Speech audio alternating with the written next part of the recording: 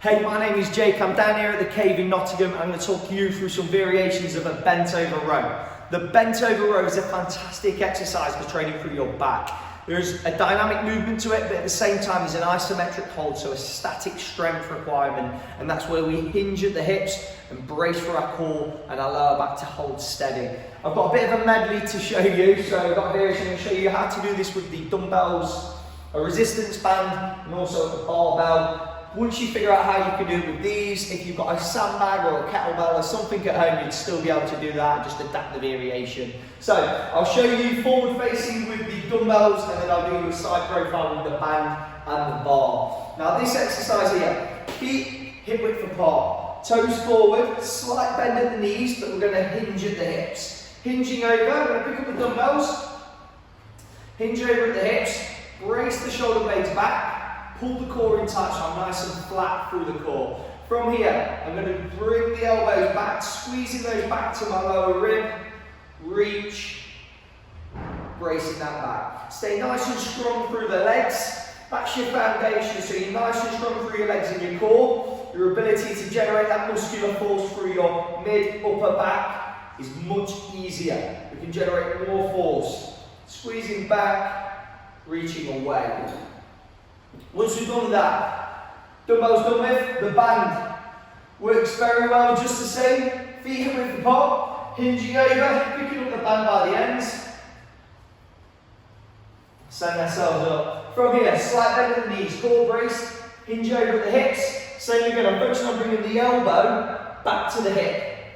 Squeeze, reach the arms away. Core in tight.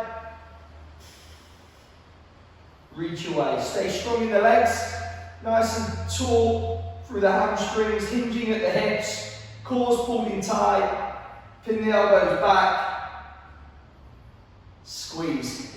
Immediately there, through my lats, the muscle, mid to upper back, really feel that engaging.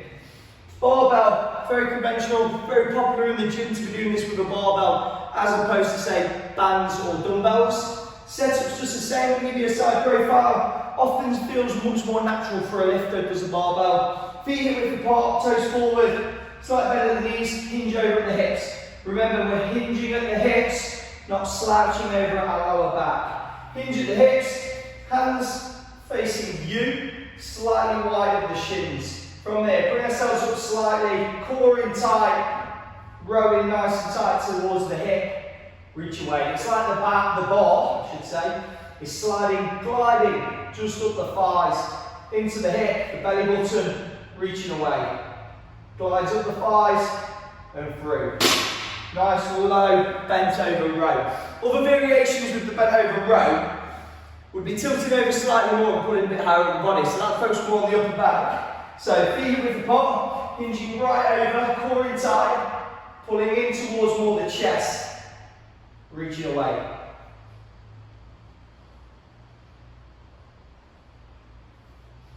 And what you find is the more you hinge over, and the higher you pull the bar in relation to the midsection, the higher up the back you work. So if you pull the bar to your chest, it'll be more the upper back that's contracting.